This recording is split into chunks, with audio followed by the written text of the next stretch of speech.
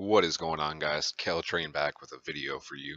Having a discussion today on the set coming out here in about a little over 2 weeks now, maybe 16 days, something at the time of recording this video. And just wanted to talk to you guys about a couple of cards on the set. Maybe you're looking to pick it up, or maybe you're just unsure. Talk about a couple cards in the set, and maybe either change your mind about not getting it, or I don't know, just going over some stuff to see and express my opinions about it. So let's go ahead and get started here. Looking through the translations list that they have for us so far. They're coming out with a lot of Cyberse monsters in this set, and that's pretty cool for those who play a lot of Cyberse. I've heard they are very good for link summoning. Lots of support and more support coming out in this set, and possibly Flames of Destruction as well. I've also noticed more rockets are coming out. Not a big fan of rockets. Never really played with them. Don't see too many people playing with them, whether it's at locals or YGO Pro or anything like that. So we'll see if these help. Though I do know the spell card, the field spell card that they're coming out with is pretty fantastic for them. So that might make them a little bit stronger. We can see where that goes. New archetype they're introducing in this set is the 10 Dangles, which are very, very alienistic, mutant-looking creatures, but they're all flip effects, and in this day and age in Yu-Gi-Oh, I don't believe flip effect monsters to be too too fast. The game of Yu-Gi-Oh right now is too fast for flip effects, and I just don't feel like they're going to survive too well. They look cool. Some of their effects are pretty nice, but I just feel like they're too slow. The next next archetype I want to talk about is actually the Mech Knights, or the Jack Knights in this set. Not sure why they translated that, because I think Mech Knight sounds a lot cooler, but I'm not gonna complain about Jack Knights. Every one of them looks fantastic. I'm a big fantasy science fiction type of guy myself. And looking at all these warriors, their different swords, their different weapons, whether they have swords and shields, or staffs, or giant shields, wings, axes, everything looks amazing.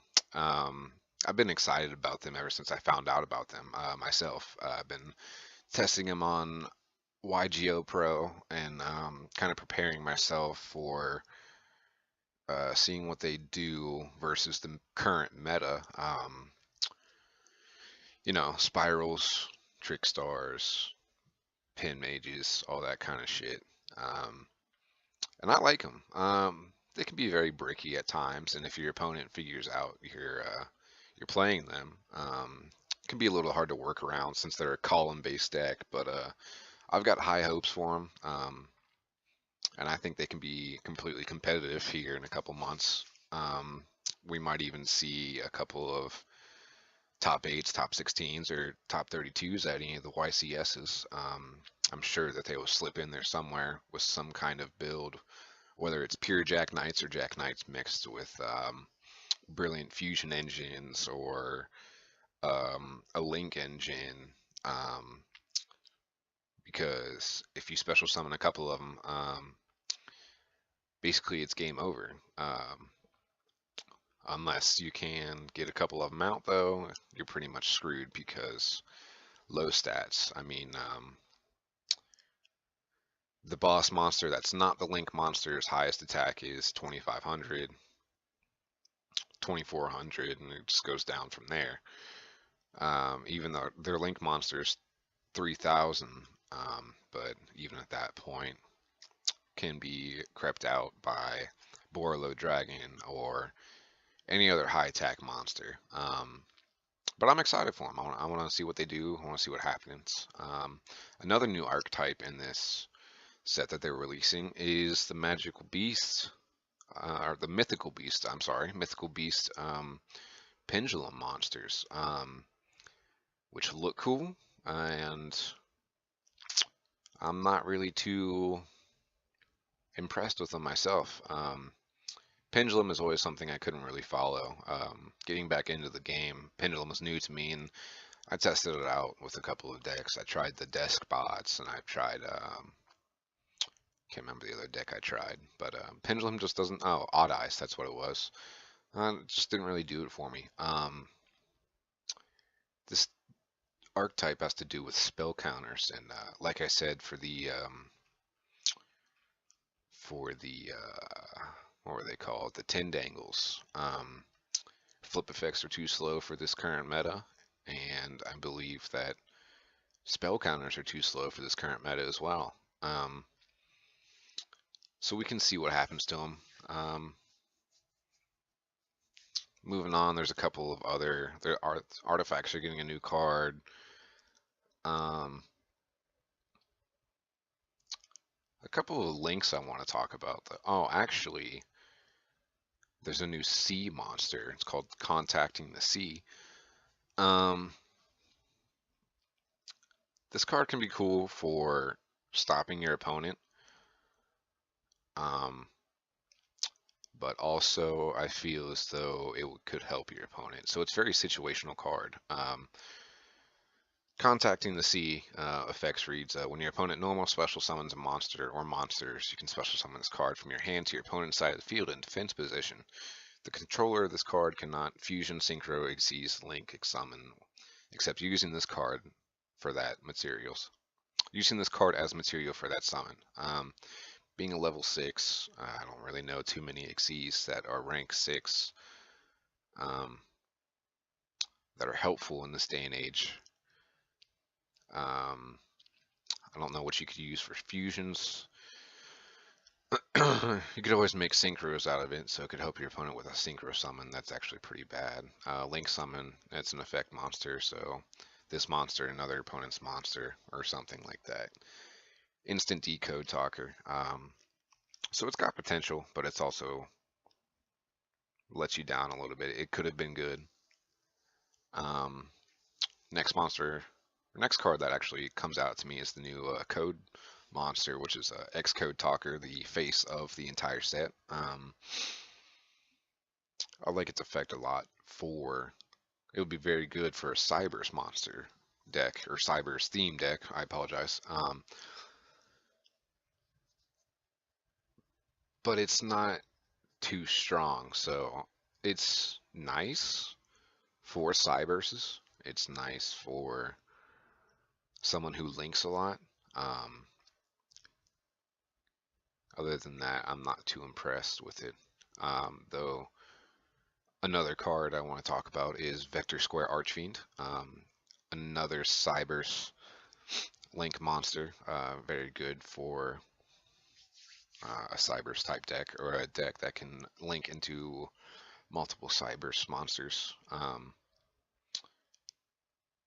Vector Square Archfiend, it's a link rating 3, and its materials must be 2 Cyber's monsters.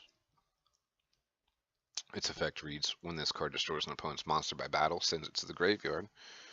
You contribute 1 monster this card points to, special summon that destroyed monster in either player's zone this card points to, and if you summon that monster to your opponent's zone, this card can make a second attack during this battle phase. So, sounds like a Blackluster Soldier mixed with old school Change of Heart. Attacking a second time in a row could always deal extra damage to your opponent. Or you can take that monster, deal more damage to your opponent, and then main phase 2, link off with it, make a higher link monster, make a firewall dragon, which is fantastic. Other cards in this set that stand out to me. Ultra are getting a lot of link support, which is nice. Um, see, looking at other stuff, a lot of more link spell cards helps out your links. More World Chalice supports coming out. A card coming out called Localized Trunade. That coming out, I'm actually a little surprised with because of Giant Trunade and its ban. Um, this card's effect reads: return all set spell and trap cards on the field to the hand. That can help you push for a play for your turn, but at the same time, it doesn't destroy them. And even if it did destroy them, why would it be any better than Cosmic Cyclone, Twin Twisters, even MST, um, because they go to the graveyard off of those. Um, so it's got potential. It could be a side deck card, but at the same time, it's still lesser known to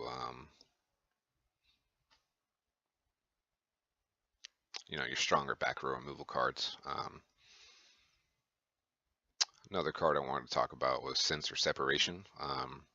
Continuous trap card. Its effect reads: each player can only control one monster of each type. Send all other face-up monsters they control to the graveyard. So, say,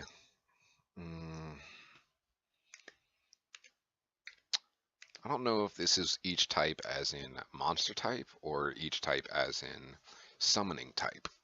So that's something I want to see happen, clear up when this set comes out. For one type, as in monster type, that's fantastic. Your opponent can basically only control one monster of each monster type. So if your opponent plays only spellcasters, they can only have one spellcaster on that field, and all their other monsters pretty much gone unless, you know, they link into something else or they exceed into something else somehow, synchro into something else, and set another type out there. I don't know. But if they did each type of monster as in summoning, that's a little floodgatey, but at the same time, there's decks that make synchros, exceeds, links, fusions, all of them, and you can still have 4 or 5 monsters out there, and that could still be pretty bad. So we could see what happens there. A card that I really like to see is a card called Critical Timing. It's a counter trap card.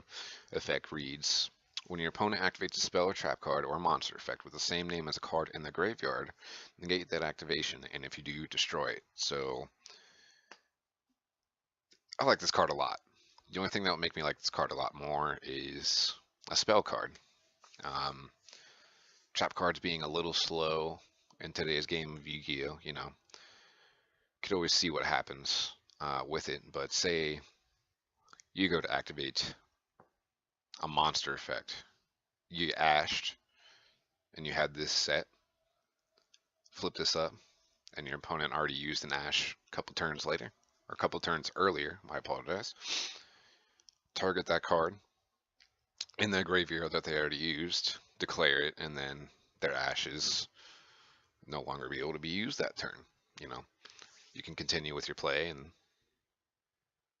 you don't have to get ashed anymore. Like the joy that hand traps are. Looking through every other card on this list, I feel as though Extreme Force has a lot of potential. It's got a lot of potential new archetypes that are coming out, but it's also got some older archetypes coming out with support. We could always see what happens. I'm excited for it. I want to try out Jack Knights and all the other support coming out, such as the critical timing, because I feel critical timing is going to be a savior um, for a few of the hand traps that are out. And